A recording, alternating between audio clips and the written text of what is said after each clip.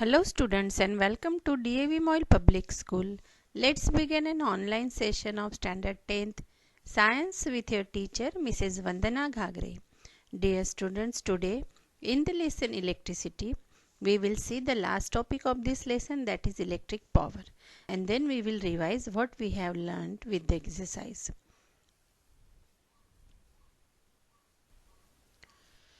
See, you have studied in the earlier classes that rate of doing work is power. This is also the rate of consumption of energy. Means whatever energy we are consuming in doing work is nothing but the rate of doing work, and it is the power. Means whichever power we had, we are doing the work. If no power, no work. So the power and work doing work is related with each other. So this equation gives the rate at which the electricity is dissipated or consumed in an electrical circuit. This is also termed as the electric power. The power P is given by P is equal to VI.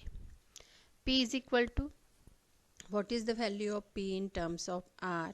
So it is IR. So if you will substitute the value of V in terms of IR, we will get the equation V square upon R. So the SI unit of electric power is watt, that is W. It is the power consumed by a device that carries 1 ampere of current when operated at a potential difference of 1 volt. Thus 1 watt equals to 1 volt into 1 ampere, that is 1 VA. The unit watt is very small, and therefore in actual practice we use a much larger unit called kilowatt. It is equal to 1000 watt. Since electrical energy is product of power and time, the unit of electrical energy is therefore watt hour, that is WH. 1 watt hour is the energy consumed when 1 watt of power is used for 1 hour. The commercial unit of electrical energy is kilowatt hour, that is kWh, commonly known as unit. That is in generalized form. If we are using the electricity at our home, we are how many units we have consumed. So that kWh is known as the unit. So 1 kWh equals to 1000 watt into 3600 second, that is 3.6 into 10 raised to 6 watt second, that is 3.6 into 10 raised to 6 joule, which is the unit. Many people think that electrons are consumed in an electric circuit. This is wrong. We pay the electricity board or electric company to provide energy to move electrons through the electric gadgets like electric bulb, fan and engines. We pay for the energy that we use, not for the electrons are consumed by an electric circuit. Now let's see some examples based on the formula of power. An electric bulb is connected to a 220 volt generator. The current is 0.5 ammeter.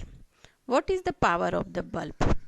P is equal to VI is equal to 220 volt into 0.5 ammeter equals to 110 joules per second, that is 110 watt.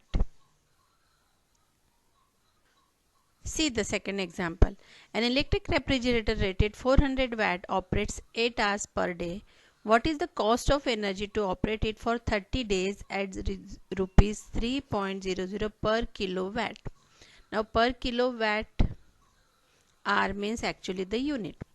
The total energy consumed by the refrigerator in 30 days would be naturally 8 hours per day. So 30 days means what we have to do? We have to multiply it by 30.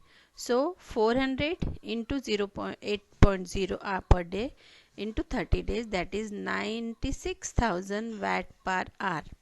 That is watt per hour means it is kilowatt per hour. Thus the cost of energy to operate the refrigerator for 30 days is multiplied by the rate, that gives you rupees 288.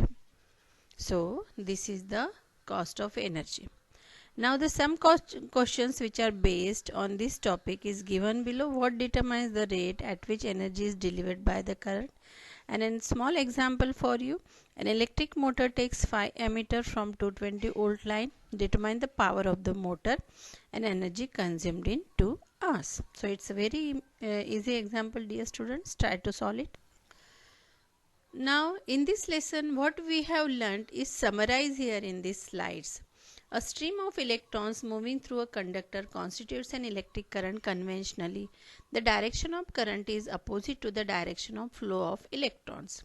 The SI unit of electric current is ampere. To set the electrons in motion in an electric circuit, we use a cell or a battery. A cell generates a potential difference across its terminals and it is measured in volt. Resistance is the property that resists the flow of electrons in a conductor. It controls the magnitude of the current. The SI unit of resistance is ohm. Dear students, this is the summary of the lesson. Ohm's law. The potential difference across the ends of a resistor is directly proportional to the current through it, provided its temperature remains the same. The resistance of a conductor depends directly on its length, inversely on its area of cross section, and also on the material of the conductor. The equivalent resistance of several resistors in series is equal to the sum of their individual resistances, and a set of resistors connected in parallel has an equivalent resistance Rp given by 1 upon Rp equals to 1 upon R1 plus 1 upon R2 plus 1 upon R3 and so on.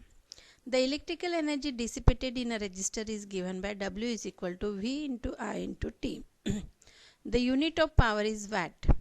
1 watt of power is consumed when 1 ampere of current flows at a potential difference of 1 volt. The commercial unit of electrical energy is kilowatt per hour, kilowatt hour, kWh, and 1 kWh equals to 360000 means 3 lakh 6 means 36 lakh joule, that we can write as 3.6 into 10 raised to 6 joule. See here assignment, it is a multiple choice question. So you have to see this assignment carefully. It is based on the complete lesson. Now today we have finished the lesson. So now it's your work to complete this assignment. Read and read again and again. Go through the lesson so that your all basic terms gets clear and you are able to solve the assignment which is given here.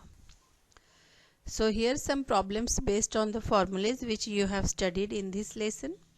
Already many type of questions we have solved. So all these questions are based on that type of questions only. So see that question first, go through the solved questions and then try to solve these questions. So here are some examples and some questions which are asked here. So you have to answer that. It's a common question, beta. Thank you, dear students. Have a nice day.